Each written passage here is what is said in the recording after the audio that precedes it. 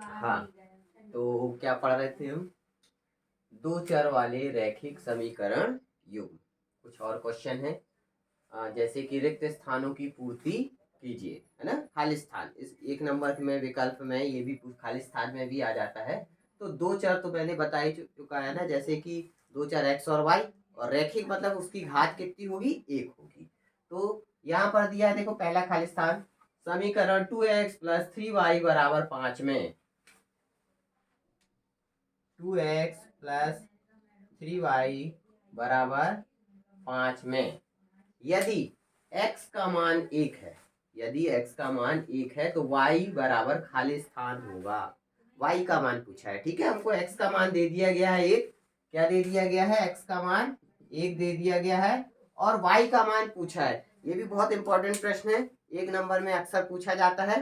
तो जैसा कि हमको प्रश्न में दिया है x = 1, तो यहाँ पर हम रख दें x = 1। तो क्या दिया हुआ है, 2x, 2x की जगह क्या रख दिया हमने, 1 रख दिया। क्या रख दिया, 1। तो ये 2x धन 3y = 5, 2 एकम 2 धन 3y = 5, 3y बराबर 2, पक्षांतर कर दो उस तरफ, तो 5 है, 2 उधर गया तो ऋण का हो गया, 5 ऋण 2, तो 3y बराबर 5 में से 2 गए, कितना बचा, 3।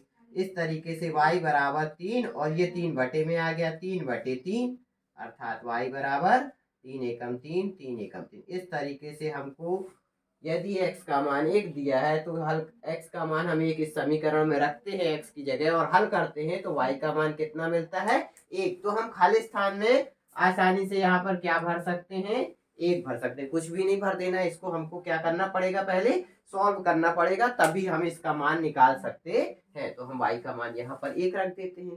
फिर इसके बाद दूसरा खाली स्थान क्या पूछता है, वह समीकरण जिसको ax + by + c = 0 के रूप में रखा जा सकता है। तो ये क्या है, ax + by + c = 0 के रूप में रखा, मतलब ये रैखिक समीकरण हो गया। कितने चरों में, दो चरों में, x और y दो चर हो गए, तो दो चरों में ये रैखिक समीकरण हो गया।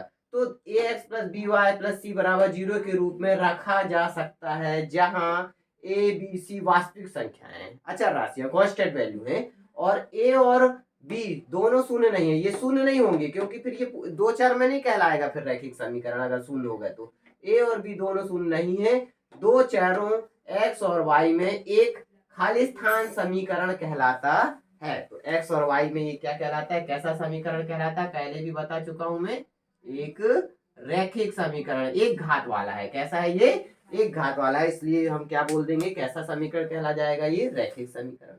फिर अगला प्रश्न कुछ इसी तरीके का है, फर्स्ट की तरह ही है ये, है ना। थर्ड क्वेश्चन क्या दिया हुआ है, समीकरण 2x + y = k, समीकरण 2x + y = k, ठीक है। मैं यदि x = 2 हो और y = 1 हो तो k का मान होगा, क्या होगा, खाली स्थान में हमको बताना है।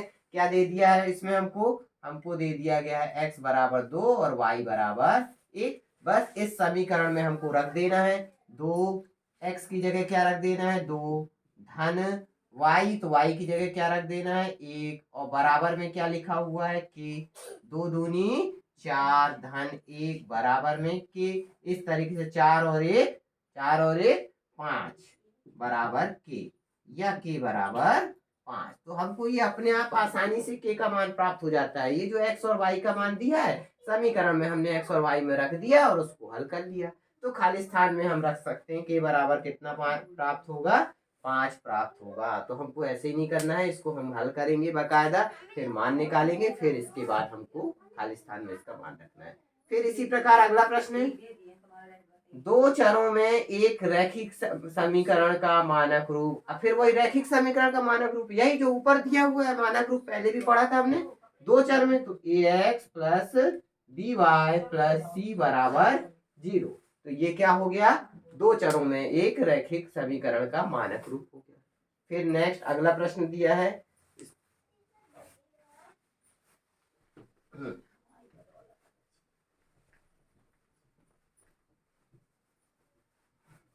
क्या दिया हुआ है अगला प्रश्न, रैखिक समीकरण y बराबर mx प्लस 3, y बराबर mx प्लस 3 में यदि x बराबर -2 हो, फिर वही आ गया है ना, x बराबर -2 हो और y बराबर 5 हो, तो m का मान होगा, बस फिर यही मान हमको इसमें रख देना है। y की जगह कितना रख देंगे, 5 बराबर m, और x की जगह क्या रख देना है, -2 और +3, तो 5 बराबर 2m, और माइनस है तो ये -2m + 3, -2m पक्षांतर करके इस तरफ ले आएंगे, प्लस का हो जाएगा, और 5 को कहाँ ले जाएंगे, उस तरफ ले जाएंगे, तो 3 है, 5 उधर गया तो माइनस का हो गया, तो 2m बराबर 3 - 5 मतलब -2, और m बराबर आ गया -2/2। इस तरीके से m का मान क्या आ जाएगा, 2 एकम 2, 2 एकम 2, और माइनस है तो -1।